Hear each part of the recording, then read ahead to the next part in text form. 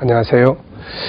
전 시간에 이어서 7머리와 10뿔 달린 이 용, 짐승에 대한 이야기를 좀 더 하도록 하겠습니다.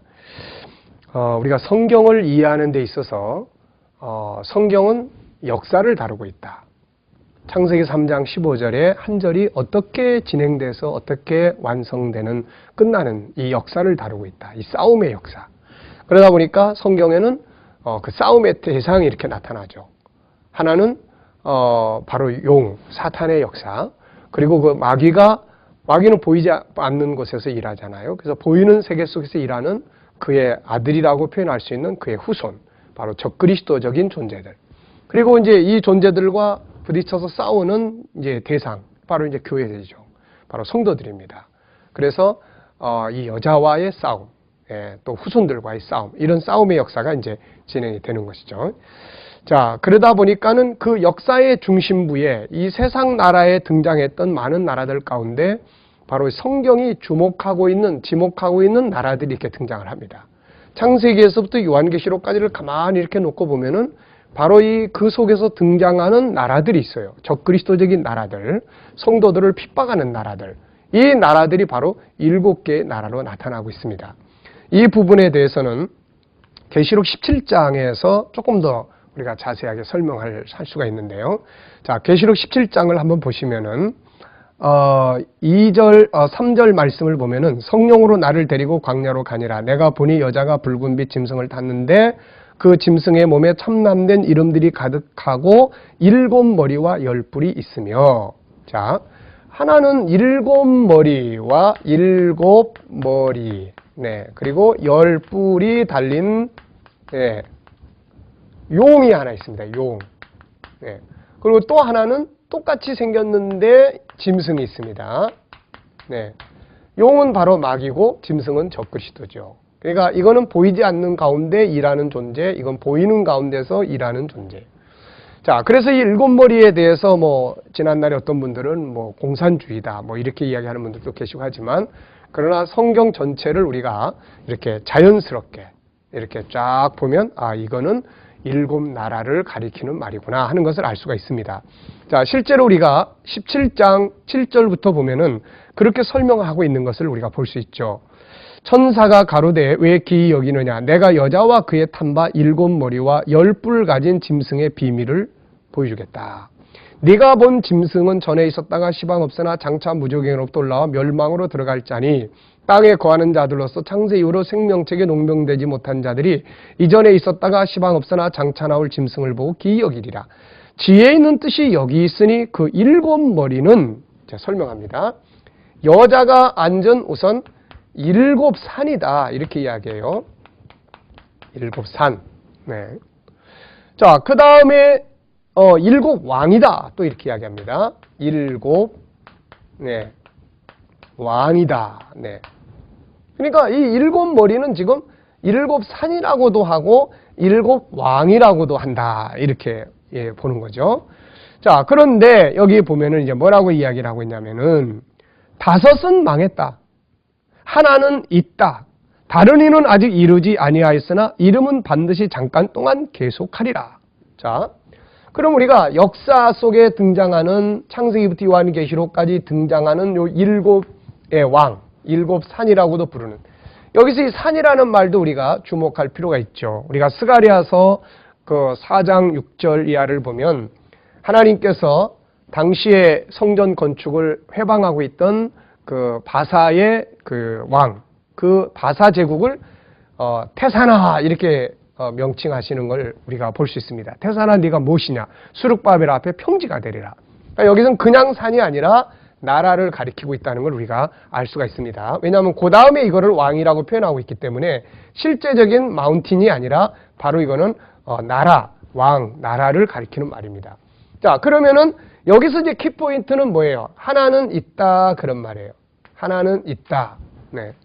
여기서부터 앞뒤를 보시면 이제 쉽게 알 수 있는 것이죠. 그래서 하나는 있다.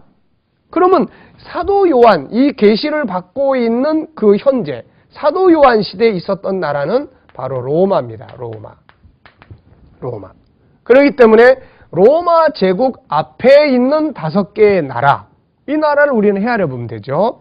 그 다음에 로마 제국 이후에 마지막 때 나타나는 하나의 나라, 이렇게 보면 되는 거예요. 그래서 여기서도 뭐라고 이야기합니까? 다섯은 망했다. 그러면 로마 앞에 망한 5개의 나라 한번 보지요. 로마 바로 앞에 있었던 것이 헬라. 그 다음에 앞에 있었던 것이 메데 바사. 그 다음에 앞에 있었던 것이 바벨론. 그리고 앞에 있던 것이 아시리아. 그 다음에 앞에 있던 나라가 애굽입니다. 네. 그래서 구약은 애굽에서 헬라에 이르는 5개의 제국이 등장했었고, 바로 이 5개의 제국이 바로 12지파로 이루어진 구약 교회를 대적하고 핍박을 했던 것입니다.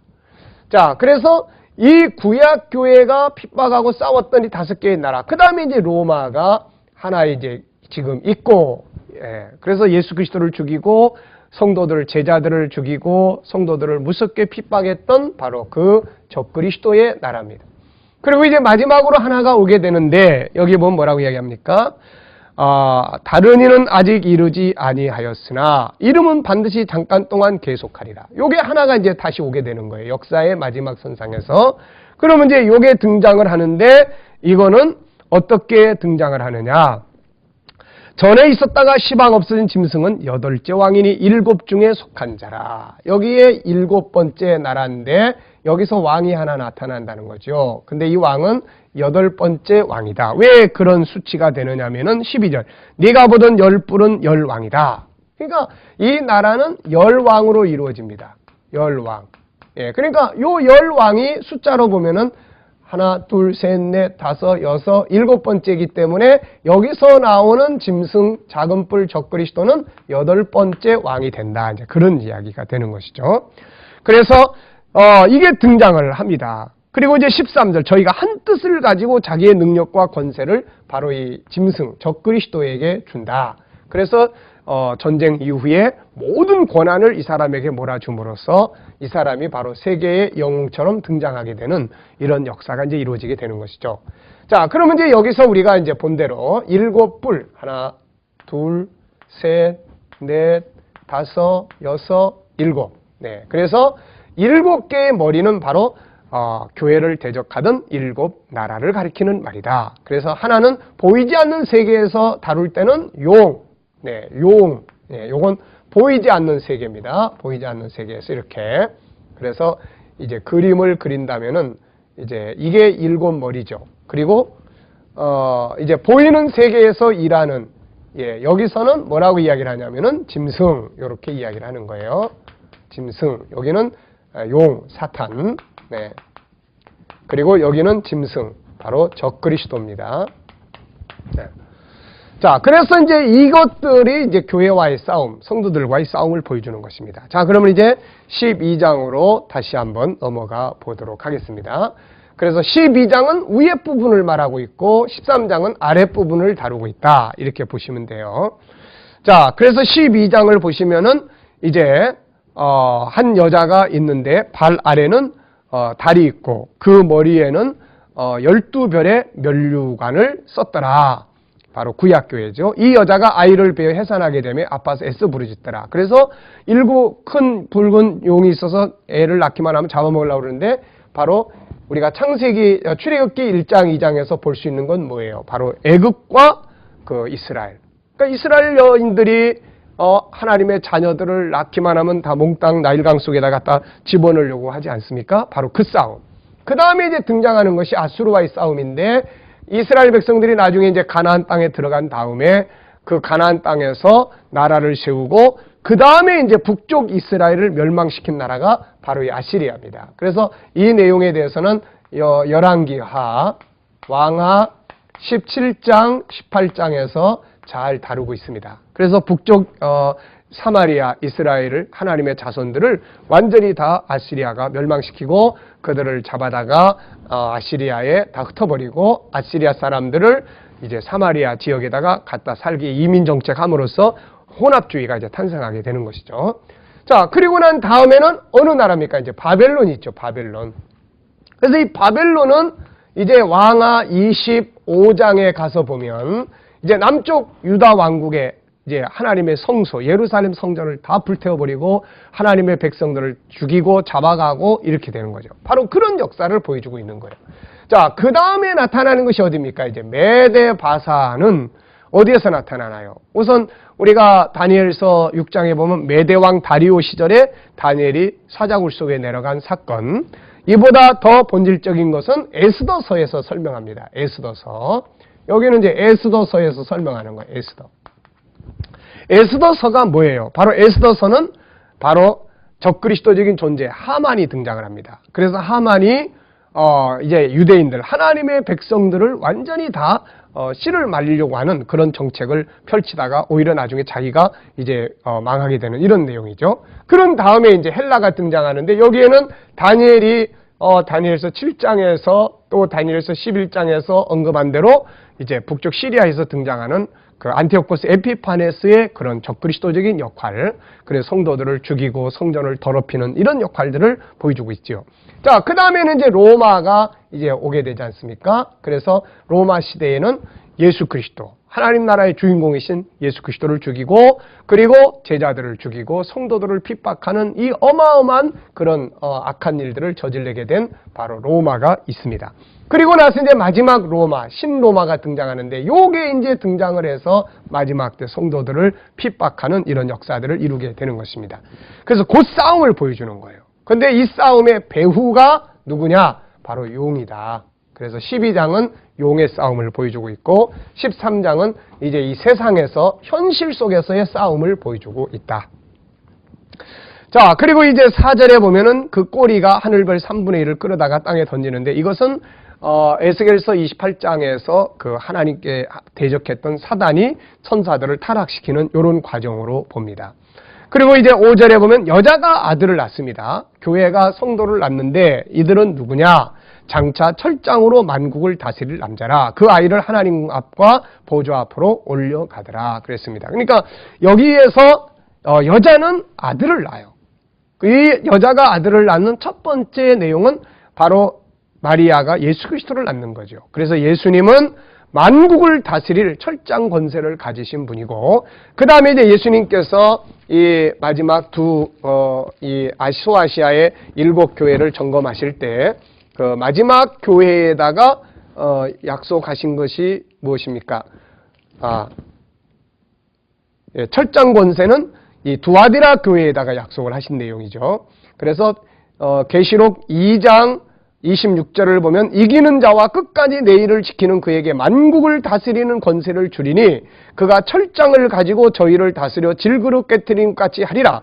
나도 내 아버지께 받은 것이 그러하니라. 그러니까 여기에서 여자가 낳은 이 아들은 바로 하나는 예수 그리스도를 가리키는 말이고 또 하나는 이기는 성도들, 교회에 이기는 성도들, 신천지에 그 사람 말하는 게 아니라 바로 교회가 낳는 그런 성도들을 가리키는 말입니다. 이들이 바로 하나님 나라의 영광의 자리에 참여하게 되는 사람들이죠.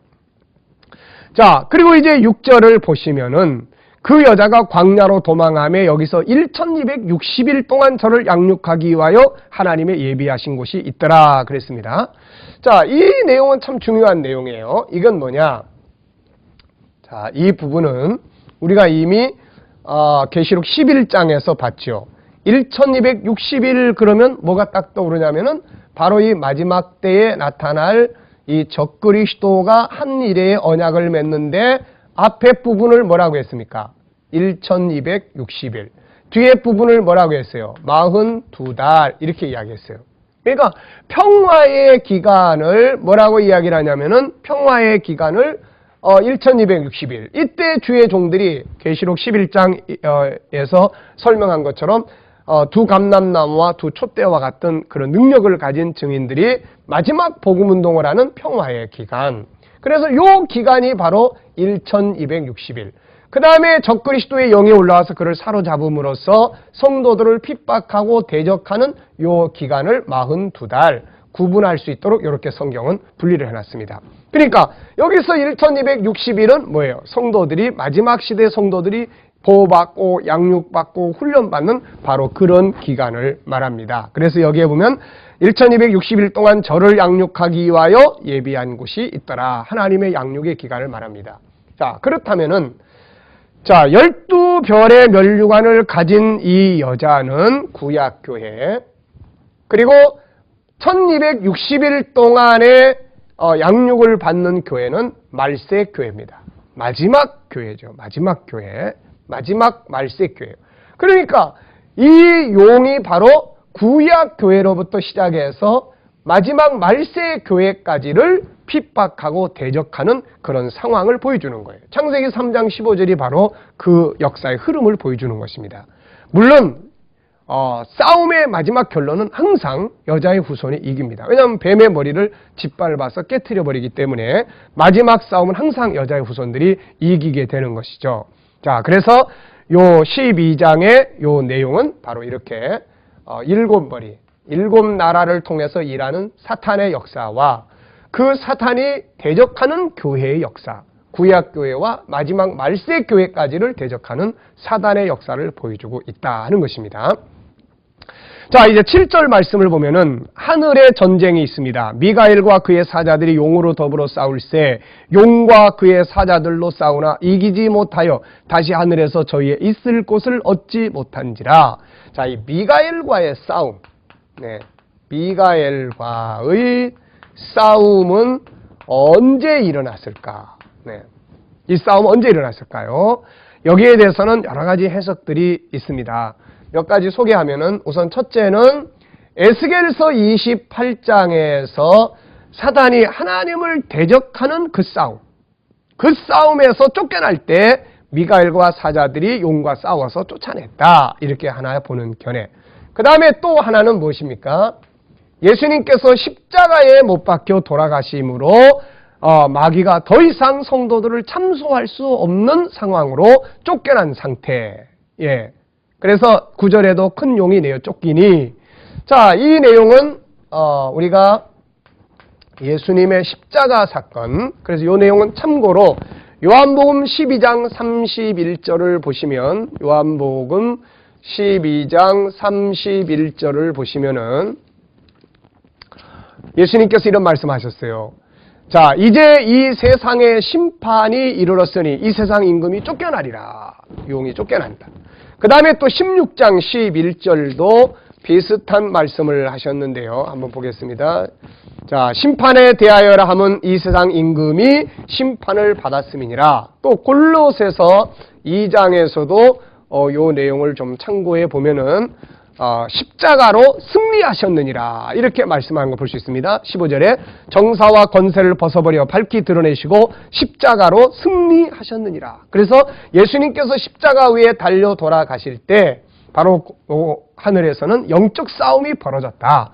이때 주님이 다 이루었다고 하실 때 마귀는 쫓겨난 것이다, 이렇게 보는 견해 또 하나 있습니다.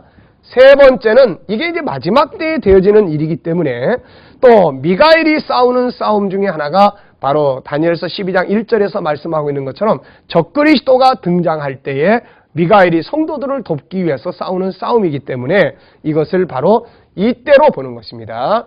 요 평화의 기간이 딱 끝나는 요때, 이때에 하늘에서 이들이 완전히 쫓겨나는, 그래서 이 땅에 와서 성도들을 이제 마지막으로 핍박하는 이런 역사. 그래서 세 번째는 이 전 3년반이 마치고 무저갱에서 적그리스도형이 올라오는 그 시점, 그 시점으로 보는 견해, 이렇게 세 가지가 있겠습니다.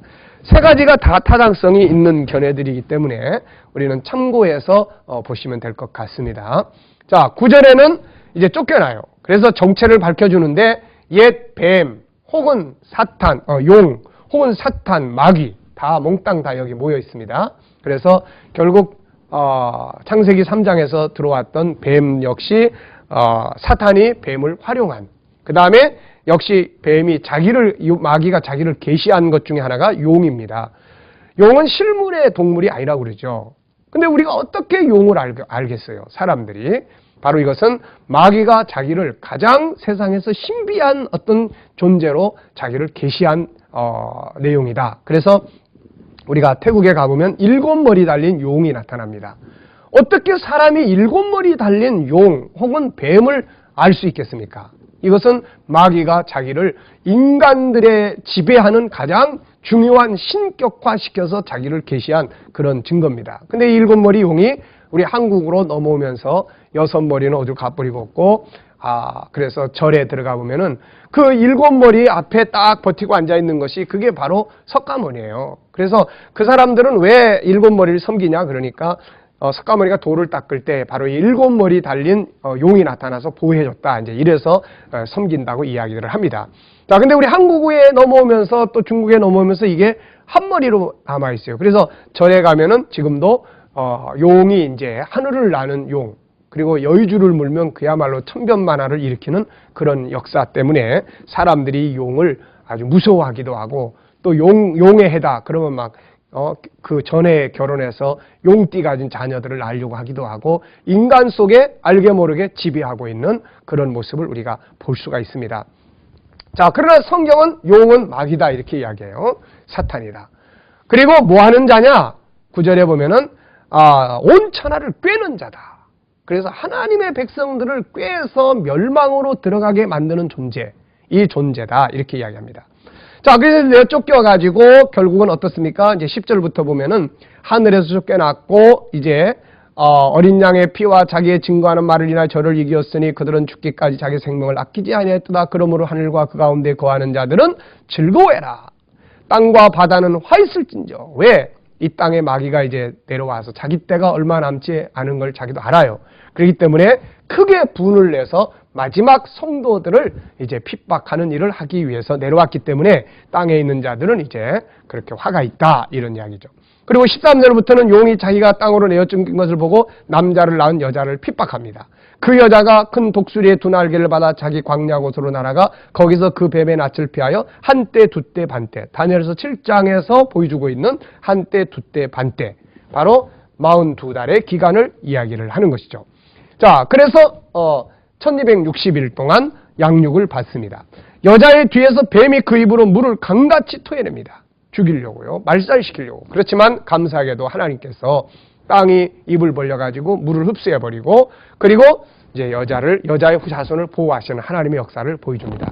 그리고 17절 마지막 절에 보면은 이제 이 용이 어떻게 합니까? 이제 분노해서 돌아가가지고 뭐 합니까?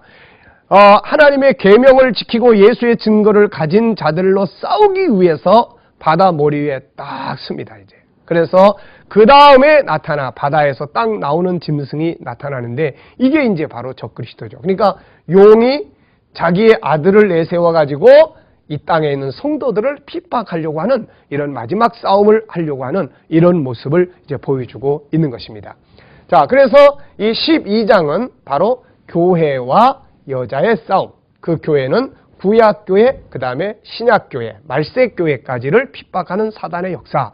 지금도 이 사단은 보이지 않는 가운데 공중의 권세를 가지고 하나님의 교회들을 말살시키기 위해서 일하고 있는 것입니다.